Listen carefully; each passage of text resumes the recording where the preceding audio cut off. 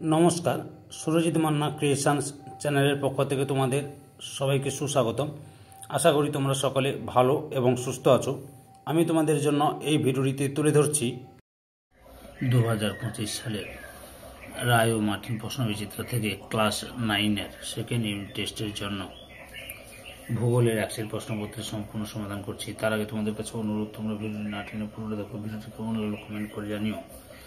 ভিডিওটিতে লাইক দাও এবং শেয়ার করো। চ্যানেলে নতুন হলে চ্যানেলটিকে সাবস্ক্রাইব করে চ্যানেলের সঙ্গে যুক্ত হয়ে যাও, কারণ তোমরা আমার এই চ্যানেলের মাধ্যমে ক্লাস 9-এর রায় ও মার্টিন প্রশ্নবিচিত্র থেকে সেকেন্ড ইউনিট টেস্টের জন্য ভূগোল, ইতিহাস, বাংলা, জীবন বিজ্ঞান এই 4টি বিষয়ের সমাধান হবে।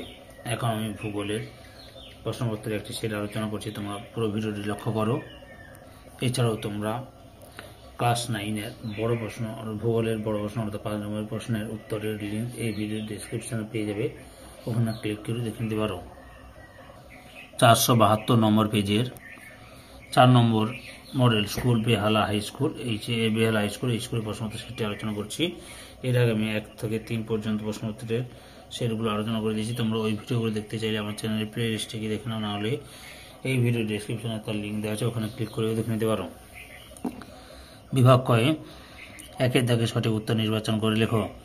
প্রথমে রয়েছে পশ্চিমবঙ্গে প্রায় মাঝ বরাবর বিস্তৃত সমকক্ষ রেখাটি হল অপশান বিতে কর্কট সংক্রান্তি রেখা। 2 নম্বরে গ্রিনিচ সময় নির্দেশকারী যন্ত্রের নাম হচ্ছে অপশান এতে ক্রোনোমিটার।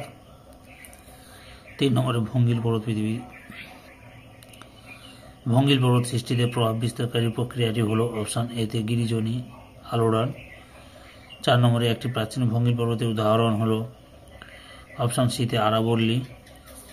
তারপরে 5 নম্বরে স্বল্পমোচনের জন্য দায়ী মূলত অপশান সিতে চাপ হ্রাস। 6 নম্বরে ভুটানের দীর্ঘতম নদী অপশান সিতে মানস। 7 নম্বরে পশ্চিমে সর্বাধিক বৃষ্টিপাত হয় অপশান বিতে উত্তরে পার্বত্য অঞ্চলে।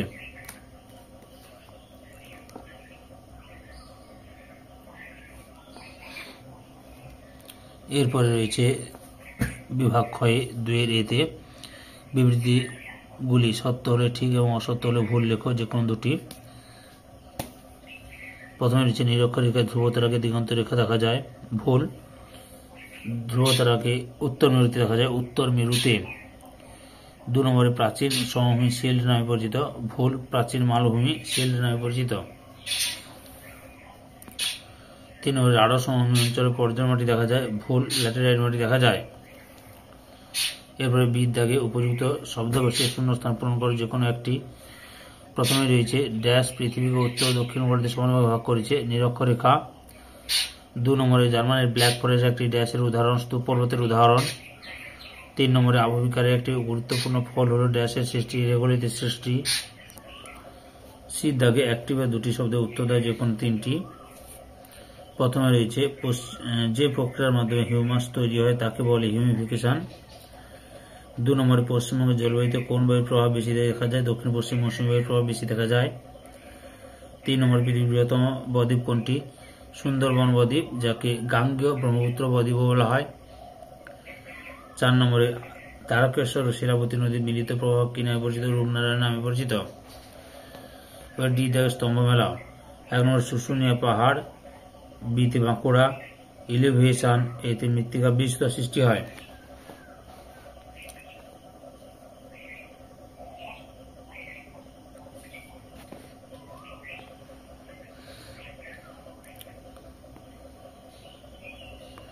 বিভাগ গয়ে 3-এর দাগে নিচের প্রশ্নগুলির সংক্ষেপে উত্তর দাও। বিকল্প প্রশ্নগুলি লক্ষণীয়।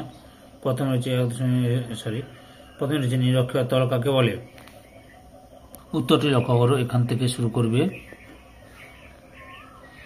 এতটা পর্যন্ত লিখবে। অথবা রয়েছে স্থানীয় সময় কি, উত্তরটি এখান থেকে শুরু করবে, এতটা পর্যন্ত লেখো। পরের অংশ দেখাচ্ছি।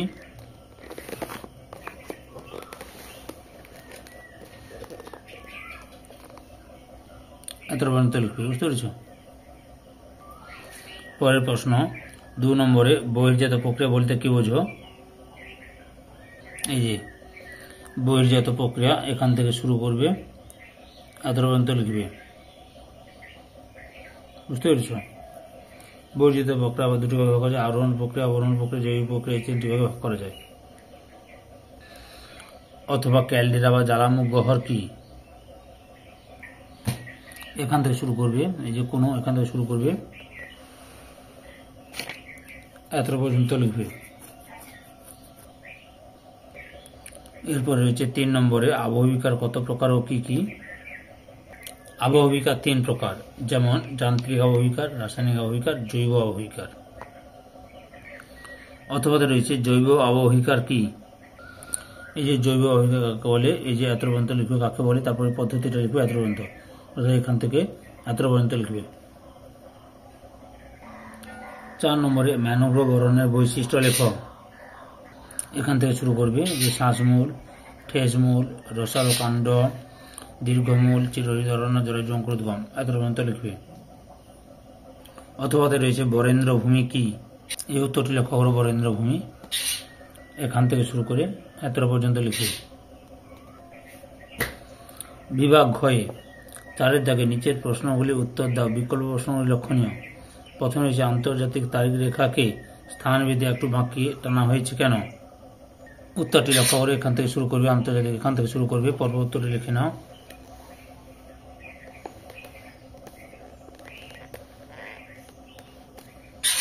এত পর্যন্ত লিখবে। অথবা নিরক্ষর রেখা ও দ্রাঘিমা রেখার মধ্যে পার্থক্য লেখো। উত্তরটি লক্ষ্য করো, 6টি পার্থক্য, মোট 10টি পার্থক্য দেখালাম। পরের প্রশ্ন, মানব জীবনে মালভূমির গুরুত্ব বা প্রভাব লেখো। উত্তরটি লক্ষ্য করো, এখান থেকে শুরু করবে।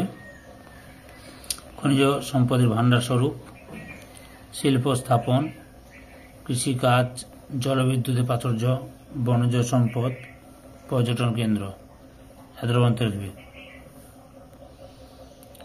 অথবা ভঙ্গিল পর্বত ও স্তূপ পর্বতের মধ্যে 3টি পার্থক্য লেখ। লক্ষ্য করো, মোট 6টি পার্থক্য তুলে ধরলাম। সুন্দর করে তোমরা লিখে নেবে, প্রয়োজনীয় স্ক্রিনশট মেরে লিখে নাও। পরের প্রশ্ন, নিরক্ষীয় অঞ্চলে রাসায়নিক আবহবিকারের প্রভাব বেশি দেখা যায় কেন? এখান থেকে শুরু করবে।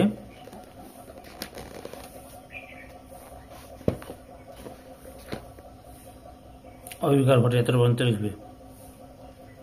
এই নিরক্ষীয় জলবায়ু এত পর্যন্ত লিখবে। অথবা পুঞ্জিত ক্ষয়, ক্ষয়ীভবন, নগ্নীভবনের মধ্যে 3টি পার্থক্য আলোচনা করো। পুঞ্জিত ক্ষয় 178 নম্বর পেজের 11 নম্বর প্রশ্ন উত্তরটি লক্ষ্য করো। ক্ষয়ীভবন 169 নম্বর পেজের 10 নম্বর প্রশ্ন উত্তরটি লক্ষ্য করো, এবং নগ্নীভবনের মধ্যে 179 নম্বর পেজের 4 নম্বর প্রশ্ন উত্তরটি লক্ষ্য করো। এই 3টি প্রশ্ন দেখে তোমরা লিখে নেবে। আমি পরে তোমাদের সুন্দর করে লিখে একটা ভিডিও করে দেবো, বুঝতে পেরেছ? এই 3টির পার্থক্য করে। 4 নম্বরে পশ্চিমের পার্বত্য অঞ্চল ও মালভূমি অঞ্চলের ভূপ্রকৃতির 3টি পার্থক্য লেখ। উত্তরটি লক্ষ্য করো, 6টি পার্থক্য প্রথমে দেখাচ্ছি, তারপরে আরো রয়েছে।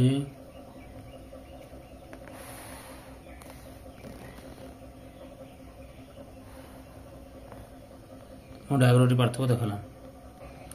অথবাতে রয়েছে উত্তরবঙ্গের নদ নদী এবং দক্ষিণবঙ্গের নদ নদীর মধ্যে যে কোনো 3টি পার্থক্য লেখ। উত্তরটি লক্ষ্য করো, উত্তরবঙ্গের নদ নদী এবং দক্ষিণবঙ্গের নদ নদীর মধ্যে পার্থক্য।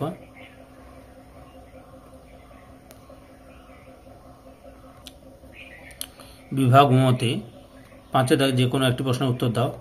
প্রথমে রয়েছে ভূমধ্য সাগরের আলোকস্তম্ভ কোন আগ্নেয়গিরিকে বলা হয়? স্ট্রম্বোলিকে। আচ্ছা, অঙ্কটি লক্ষ্য করো, গ্রিনিচের সময় যখন বেলা 12টা তখন নিউ ইয়র্কের 74 পশ্চিমের স্থানীয় সময় কত? লক্ষ্য করো, যে গ্রিনিচের সময় যখন বেলা 12টা তখন নিউ ইয়র্কের অর্থাৎ 74 পশ্চিম স্থানীয় সময় কত? লক্ষ্য করো, তোমরা তখন এটা আঁকার দরকার নেই, তাদের শুধু পশ্চিম পূর্ব করে নিউ ইয়র্ক গ্রিনিচ লিখবে, বুঝতে পেরেছ? গ্রিনিচের পশ্চিম থেকে নিউ ইয়র্ক অবস্থিত। এই চিত্র থেকে বোঝা যায় নিউ ইয়র্ক এবং গ্রিনিচের দ্রাঘিমার পার্থক্য হলো 74 ডিগ্রি। আমরা সবাই জানি 1 ডিগ্রি দ্রাঘিমার জন্য সময়ের পার্থক্য হয় 4 মিনিট। 74 ডিগ্রি দ্রাঘিমার জন্য সময়ের পার্থক্য হয় 4 × 74 সমান 296 মিনিট সমান 4 ঘন্টা 56 মিনিট।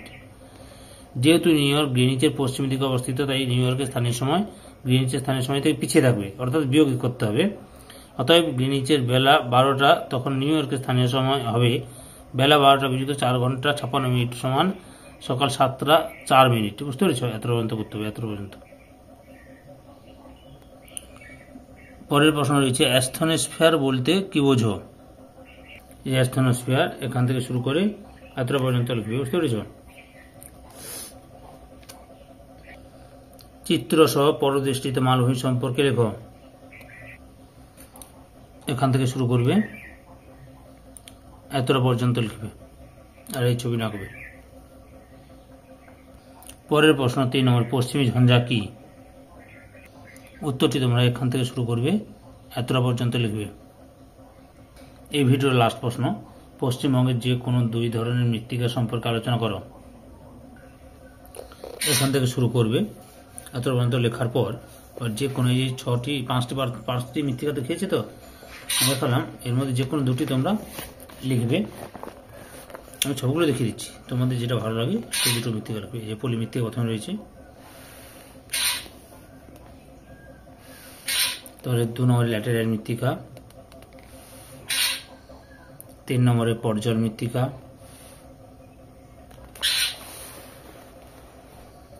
4 নম্বরে ধূসর বাদামি রঙের মৃত্তিকা, উপকূলে লবণাক্ত মৃত্তিকা। এতদূর পর্যন্ত লিখবে। সম্পূর্ণ ভিডিওটি দেখে আমার চ্যানেলের পাশে থাকার জন্য তোমাদের সবাইকে অসংখ্য ধন্যবাদ।